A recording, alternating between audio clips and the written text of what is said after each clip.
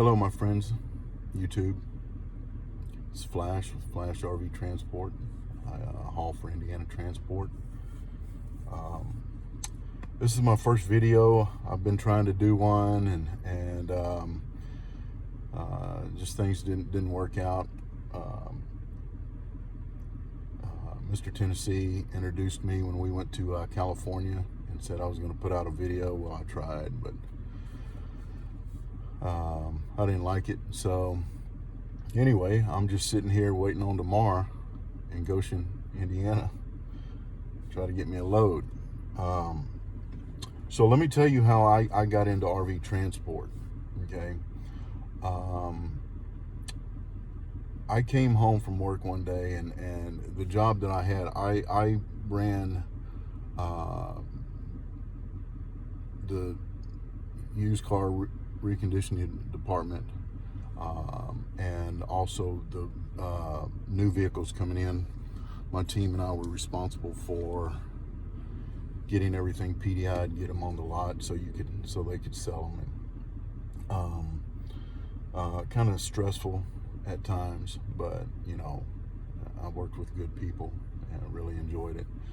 I decided to do something different, and I was just flipping through YouTube one day, and I saw this video of this guy, Mr. Tennessee. I watched it and I said, man, that's kind of cool, and so then I watched C Farmer, Holland Paws, Throwaway Couple, a whole bunch of them. And so when my wife got home, I said, hey, check this out. What do you think? And so she looked at it. She said, that's pretty neat. And so we decided to do it. Okay. So I didn't have a truck. I had a Titan, Nissan Titan, but you can't use that. So I called a buddy of mine. We were in the car business together, and he was the used car manager or director, and I was the reconditioning manager. So we were pretty tight. And he had moved on to another dealership, and he was running the entire used car department where he went. And so I called him, and he worked for a Dodge dealership. And so I asked him, I said, hey, do you have any long box Rams over there? And I'm not brand specific because, I worked for a Nissan dealership for a long time. So I didn't really care. Ford was kind of out because Ford is way too expensive. And I was going to go with new because you can get a new vehicle for cheaper than you can get a used truck now. I know that for a fact, and I'll tell you a little story here in a minute. But he said, yeah, man, I got some, come on down. So my wife and I went down there on a Sunday. I wasn't actually ready to talk to a salesperson at that time. And so we went over there, and I looked at all of them, and I'm going like, uh-oh. All of them were white. So I called him, and I said, hey, dude, are these fleet vehicles? He goes, yeah, man, but I can get you one here in a month, whatever color you want. I said, well, I don't really care about the color, but, I don't know if I can wait a month. And so I went home, and I got on Auto Trader, and I went to this dealer's website in Houston, and they had it was a Chevy dealership, and they had a long box black is a LT midnight edition. It was beautiful. So I went to buy it. Went on, put all my information in, and it come across the screen. This vehicle's in transit. I'm like, man, okay. So then I went to a GMC, and I found this truck that I have now. And went in and bought it, said it was there. 9 o'clock the next morning, I was at the dealership. I handed the guy the stock number. I said, here, I want to look at this. Give me an appraisal on my truck. Boom, 12:30, I was driving out with this truck. So, but anyway, going back to that story that I was going to tell you is, so I worked at a car dealership, and they had a 2020 AT Ford GMC short bed with 18,000 miles on it. They wanted $84,000 for it. I told them they were crazy because I just bought mine for $69,000. So anyway, that's, you know, with the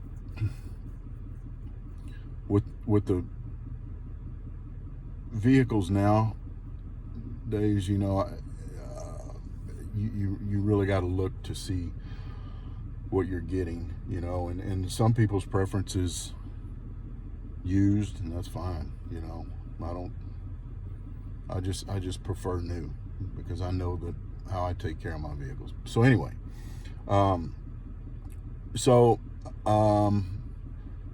all my stuff for Indiana Transport that they needed. Got the truck. I got it DOT inspection. I got my DOT physical. I didn't have to purchase it. I had to get a quote on unladen insurance. I got that, sent it all in.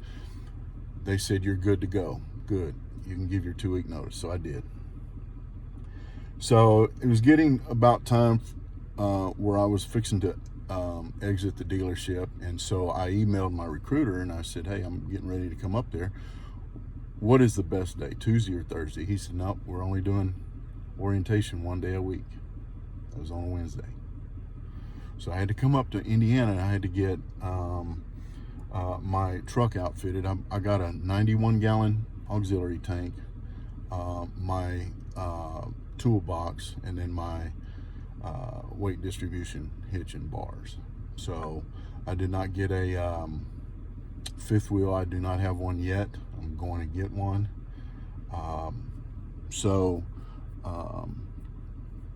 Went to orientation. After orientation took about, we got there at 8:30, we were out at 11:30, and then you went to, I think it was the East Yard, and you had to show them that you knew how to hook up. And then we came back to the office and they gave us our first load. My first load was to Huntley, Illinois. I think it was 165 miles and it paid $1.55, $1.65, something like that. It was nothing. Paid for my fuel. And then the next load I got, I went to Grand Terrace, California, and Mr. Tennessee and I did, and that's when y'all saw me on his video and everything. So and then the next load I came back and I got a Texas load, you know, and I live in Texas. I live about 55 miles west of Houston. So I got a load going to Georgetown, Texas. Took it, dropped it off. I went home. I was home for 2 or 3 weeks, just being lazy. And I kept watching the load board. There was really nothing on there, and you had to, you had to be Johnny on the spot. And so anyway, I came back to Indiana. Didn't have a load or anything, and I finally got one as I was on my way up here. I got one going to Abilene, Kansas. And so this is the second time I've been out, and now I'm running. I've been running out east. I've been going to Michigan, Pennsylvania. I just come back from Pennsylvania. I'm camped out here at a Gallops in Goshen, Indiana, waiting for tomorrow. Some mistakes that I've made is I loaded up going to Grand Terrace. Mr. Tennessee was in Effingham waiting on me, Effingham, Illinois. And so we get to Effingham, and then we drive to Joplin, Missouri. And I told my wife, because him and C Farmer helped me out a whole lot. I said, I'm going to buy him dinner. And so what we did when we got to Joplin is I turned my auxiliary tank on, and he and I went, had dinner. We came back. He went to his truck. I went to my truck, and we, went to sleep. I got up the next morning. My fuel light was on. My gauge said it was empty, and I'm going like, what? No way. So I get out and I look in my auxiliary tank, and it's almost full.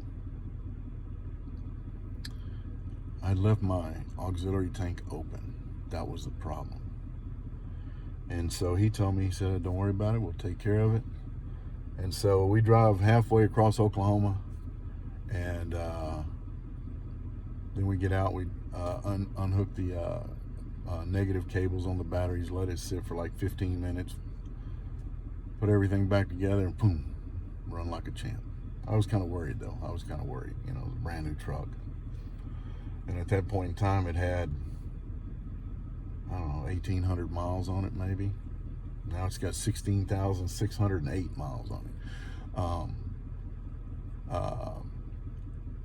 Another mistake that I made is not knowing what to expect out here. I bought a huge duffel bag, very big duffel bag. And so I had put towels, or my wife had put towels in it, jeans, shorts, shirts, underwear, socks. And that thing weighed about 90 pounds. And I kid you not. And so every time I'd get ready to go to sleep, I'd have to move my duffel bag up to the front seat. And just got to be a pain in the butt. So when I went home, I got my little duffel bag, because you can wash clothes out here, and at the truck stops. And so I just packed the necessities. Like, I think I have 2 pair of jeans, and I always wear like long sleeve shirts. I mean, you can see a long sleeve shirt. I have like 4 of those, basically the essentials. So it gave me a heck of a lot more room. Another thing I did wrong was when I was coming up here the first time, I stopped off and drove from where I live to Missouri. I think it was Matthew, Missouri, or somewhere like that. I get that 90-pound duffel bag out, put it in my seat, get everything else situated, crawl up in the bed, and just doze on, because it's like midnight. I'm pretty tired, just start dozing off, and my truck dies. I'm like, what's going on here? So I get out, and I put my hand on the brake and hit the start switch, cranked it up, no problem. Crawl back up in bed. 20 minutes later, it dies out again. Like, what, man? So at that point in time in Missouri, it was about 90 degrees. So I went into the truck stop. It was a TA, and I bought me a little fan. And that little fan was great for about 10 minutes. And you had to sit there and hold it. That was the problem. You had to sit there and hold it. And then it died out. Wasn't charged. So anyway, I'm on YouTube at 12:30 in the morning trying to figure out this thing out. So the next day I call C Farmer tell him. He said, well, he said, here's what you can do. One of two things. He said, you can either take it to a dealership if they'll do it, and they'll do whatever they got to do, where it'll, continuously idle. Or you can put it in neutral, put the parking brake on, be done with it. I said, well, how much is to take it to the dealership? He said, probably about $300-400. I said, but if I put it in neutral, put my parking brake on, that's free. He goes, yep. So that's what I do. That's what I do. And she runs all night long when it's hot. And so well, I went to, I don't know how to say it.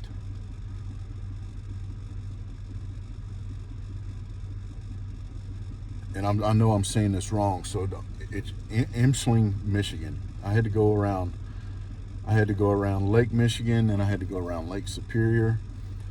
And, I left here, Indiana, it was 80 degrees. And I get up there, and it's like 53 degrees.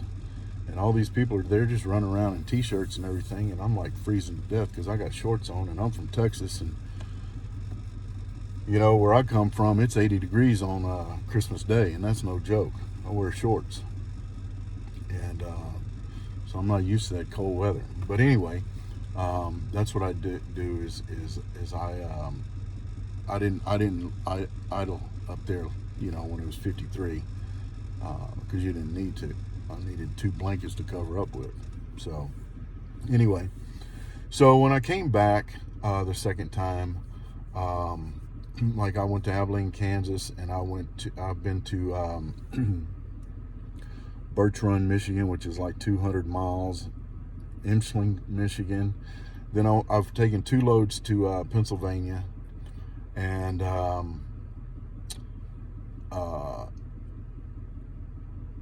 the one thing I can say about that load board is you got to be on that load board, and you got to be swiping constantly. And I got a little cattle trail through my phone right in the middle. I guarantee you, it's just, so right now, I don't, if someone asked me, would this be a good time to get into RV transport? I would tell you no.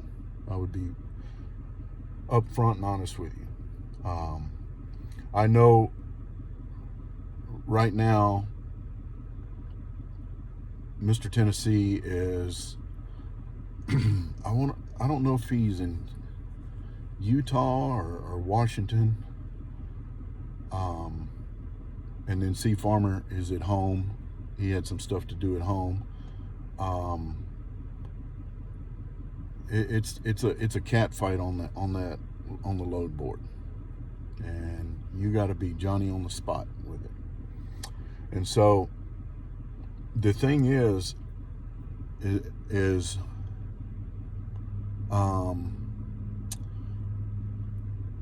like for instance, I went to Shoemakersville, Pennsylvania, and dealers don't take RVs until 9 o'clock. Okay, they start loading the board at 8. So you're still under dispatch. You can look at the board, but you can't get one. You can't get a load until you are you have been paid your final installment, your second payment, whatever it is. And so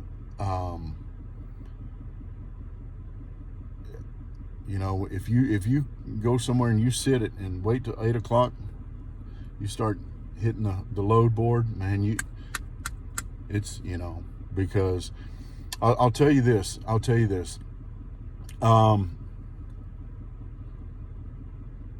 I went somewhere in Pennsylvania too, and I came back. I can't remember where I went now, but anyway, so I stopped at the Loves in Goshen, and there was probably I would say 50 to 75 transporters there waiting. 50 to 75 transporters. I was one of them, waiting on a load. Okay. And so you could see, you know, you're sitting there refreshing the load board, and you could see people leaving out. They got their load, they're leaving out, you know. And then finally I got a load going to that's when I went to Shoemakersville, Pennsylvania, you know. And but if you ask me right now, I would say no. And I would feel good about telling you no. You know, when it comes back, if it comes back, it's a pretty cool deal. But right now it's a free-for-all. And I don't know, I know that we had some drivers, they left. They thought the grass was greener on the other side. But we still have a lot of drivers that are sitting there hitting that load board. So anyway, I'm going to try to do a couple of videos a week for you guys, take you with me, hooking up, take you to the location where I drop off. I'm trying to catch up with Mr. Tennessee or Sea Farmer, but you know, like I said, it's a free-for-all out there. It's a free-for-all out there right now, and it's kind of luck of the draw. And you know, the way that load board works, man, is, you know, as I'm swiping and it's refreshing, somebody else has already refreshed and it's popped up and they've hit that load. And so that's how it is. So I know that Tony is, when I talked to him, he was at home doing some construction work. He hadn't made it back out here yet. I don't know where Sharknose is. Last time I talked to Sharknose is when we went to California, and he was running Canada. So I hadn't talked to him, but hopefully, you know, we can all catch up together. But anyway, guys, that's my first video. If you got any questions, you know, feel free to ask me. I'll try to help you as much as I can. If I don't know the answer, I'll find it for you. You know, there's a lot of people out here who've been doing this a lot longer than me. So you guys hang with me, and we're gonna have a little fun. All right, see you next time.